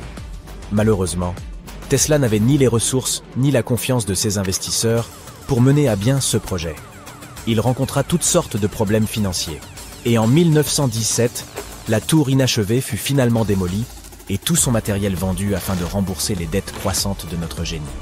Aujourd'hui, elle nous rappelle tristement que les plus grands esprits ne parviennent pas toujours à réaliser leurs rêves. Cependant, le laboratoire de briques rouges est toujours là, le seul laboratoire de Tesla à avoir survécu. Un détail amusant. En 2017, une équipe de tournage a fait une découverte stupéfiante. Ils ont utilisé un géoradar pour explorer la zone autour de Wardenclyffe et ils ont trouvé toute une série de tunnels s'étendant sur des dizaines de mètres au-dessous du site. Personne ne sait exactement à quoi ils servaient, mais on pense qu'ils faisaient partie du grand projet de Tesla. Wardenclyffe est bien sûr un site important pour les fans du grand homme. Qui sait, peut-être quelqu'un parviendra-t-il un jour à percer le mystère de ces tunnels. Mais même si cela n'arrive jamais, l'héritage de Tesla continuera longtemps de nourrir l'imagination des scientifiques du monde entier.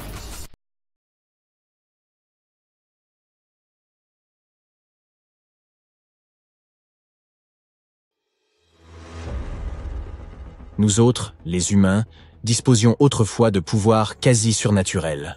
Mais ils ont tous disparu depuis bien longtemps, car de telles aptitudes sont devenues inutiles. De sorte que l'évolution nous en a débarrassés. Par exemple, l'une de ces capacités était le sommeil d'hibernation. Oui, cela ne semble pas aussi stylé que la téléportation ou le pouvoir de voler. Mais dans notre monde moderne, cela pourrait être fort utile. Imaginez que vous vous couchiez avant l'hiver et que vous vous réveilliez au printemps. Pas de temps morose, pas de dépenses d'argent pour la nourriture durant cette période. Juste un long sommeil profond. Ainsi, peut-être que nos anciens ancêtres hominidés, plus proches des primates que des humains, étaient capables d'entrer en hibernation prolongée. C'était il y a environ 500 000 ans, des centaines de millénaires avant l'apparition des premiers Homo sapiens. Les hominidés de cette époque vivaient dans des grottes au moment de cette ère glaciaire et plongeaient dans un long sommeil afin d'y survivre.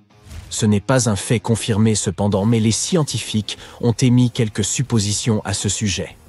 Des paléontologues ont découvert de nombreux fossiles de nos ancêtres à l'intérieur d'une grotte en Espagne. L'analyse a montré que ces hominidés manquaient de vitamine D et de réserves de graisse.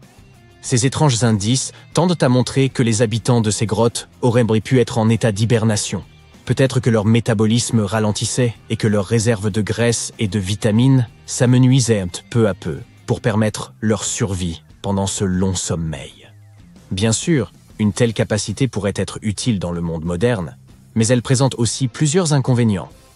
Prenons l'exemple des ours et des problèmes qu'ils peuvent rencontrer pendant l'hibernation. Des processus métaboliques uniques permettent ce long sommeil.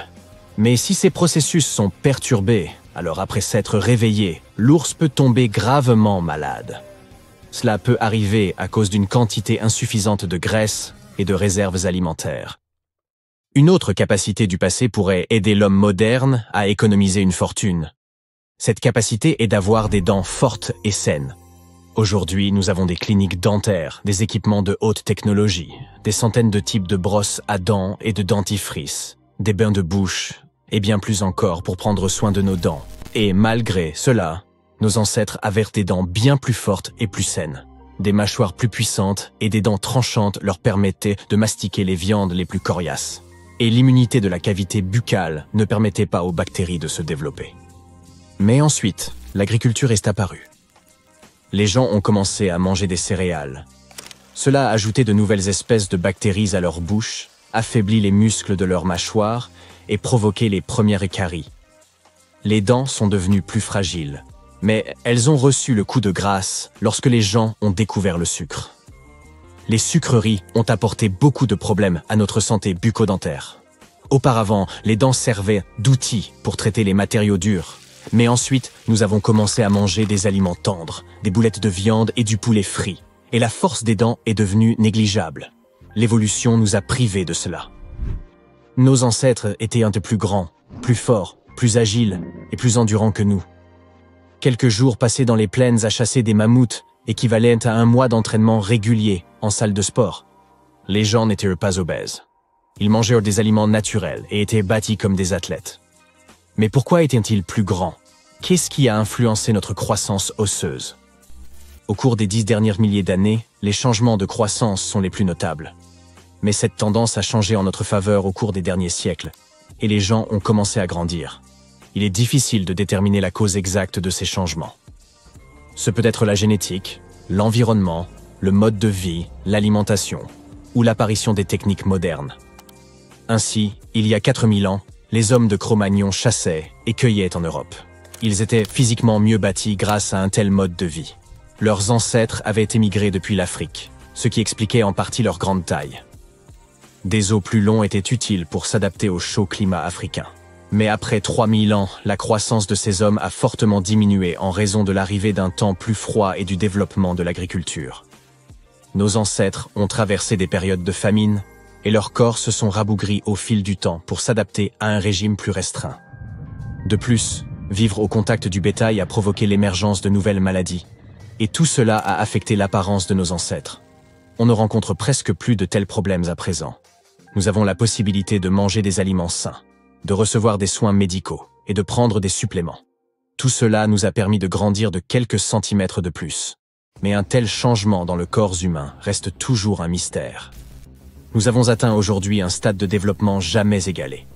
Nous pouvons devenir des sommités en neurosciences et en physique thermonucléaire, créer des ordinateurs surpuissants, avoir accès à toutes les connaissances du monde et étudier les profondeurs infinies de l'espace. Mais pour une raison quelconque, nos cerveaux sont devenus beaucoup plus petits que ceux des gens qui vivaient il y a plusieurs milliers d'années. Mais comment est-ce possible, étant donné que nos ancêtres ne s'adonnaient qu'à l'agriculture, au commerce et à la fabrication d'outils rudimentaires? Puis sont apparues les grandes villes, l'architecture, l'art et la technologie. Et pendant tout ce temps, notre cerveau rétrécissait à mesure que l'humanité progressait. Il a même perdu un volume équivalent à celui de 4 balles de ping-pong. La raison n'est pas que les gens étaient plus intelligents dans le passé. Le volume du cerveau n'est pas vraiment lié au développement intellectuel. Il est en revanche possible que leur cerveau ait rétréci à cause de la collectivité. Pour comprendre ce que cela signifie, observons plutôt les fourmis. des scientifiques ont mesuré la taille du cerveau de certaines espèces. Ils ont remarqué que les espèces qui entretenaient des systèmes sociaux complexes présentèrent des cerveaux plus petits. Cela signifie que si une fourmi interagit étroitement avec d'autres fourmis et partage son travail avec elles, son cerveau réduit. Le partage des tâches au sein d'une même espèce contribuerait donc à la réduction de cet organe, ses capacités cognitives se retrouvant ainsi réparties entre différents groupes effectuant différents travaux. On dirait que plus un cerveau se décharge ses fonctions, plus il devient petit. Autrement dit, si vous vivez isolé sur une île, pratiquez l'agriculture et la pêche et construisez votre maison tout seul, alors votre cerveau devient plus gros. Mais dans une grande société complexe, où toutes ces fonctions sont réparties parmi de nombreux membres, le cerveau humain rétrécit. En un sens, l'intelligence devient collective. Mais à quel moment de notre existence l'intelligence humaine est-elle devenue aussi collective qu'elle pouvait l'être? C'est lorsque l'écriture est apparue, soit environ 2000 ans avant le début du rétrécissement de nos cerveaux. Lorsque nos ancêtres ont appris à écrire, ils ont libéré une grande zone liée à la mémoire dans leur cerveau. Ils n'avaient plus à conserver une trace de toutes ces choses indispensables dans leur esprit. Et avec le développement des civilisations, la collectivisation de l'humanité s'est accrue. Puis sont arrivées la télévision et Internet. Nous ne tarderons pas à découvrir comment cela affectera notre cerveau dans le futur. D'une part, son volume pourrait diminuer encore davantage. Mais d'autre part, nous baignons dans un flux infini d'informations. Nous ne savons pas encore comment cela affectera la taille de nos crânes. La collectivisation de la conscience n'est qu'une des hypothèses expliquant le rapetissement de nos cerveaux. Une autre théorie suggère que cela serait arrivé à cause de notre mode de vie sédentaire. Le cerveau d'un chien, d'un chat ou d'un autre animal de compagnie est plus petit que celui de ses ancêtres qui vivaient à l'état sauvage. Lorsque les gens ont commencé à s'établir dans les villes et à dépenser moins d'énergie pour obtenir leur nourriture, leurs cerveaux ont également pu commencer à rétrécir. En plus de la taille du cerveau, les humains ont subi de nombreux changements. L'humanité présente désormais une grande variété d'apparences, que les premiers Homo sapiens ne connaissaient pas. Dans un lointain passé, chacun possédait les mêmes propriétés physiques caractéristiques d'une région particulière. Par exemple, une silhouette courte et trapue était typique des gens vivant dans des environnements froids. La surface corporelle d'une personne de petite taille aide à mieux conserver la chaleur. Par ailleurs, la surface corporelle d'une personne de grande taille dissipe plus efficacement la chaleur, de sorte que les gens vivant dans les régions d'Afrique les plus arides étaient plus grands, et dans les régions où il fait une chaleur torride pendant la journée, et où les gelées arrivent dès la tombée de la nuit, les gens ont pu développer la capacité d'abaisser leur température corporelle sans frissonner ni ressentir le froid. Ce phénomène concerne particulièrement les tribus aborigènes qui peuplent le désert central d'Australie. L'environnement affecte les caractéristiques externes presque autant que la génétique. Et au cours des 40 derniers milliers d'années, l'évolution n'a fait qu'accélérer. La capacité à voyager et l'accroissement de la population humaine ont contribué au mélange de différents groupes ethniques à travers la planète, ce qui a également favorisé une certaine diversité dans l'évolution. Il semble que l'humanité n'ait pas encore atteint le point culminant de son évolution. Et peut-être qu'il n'y a pas vraiment de limite à cela.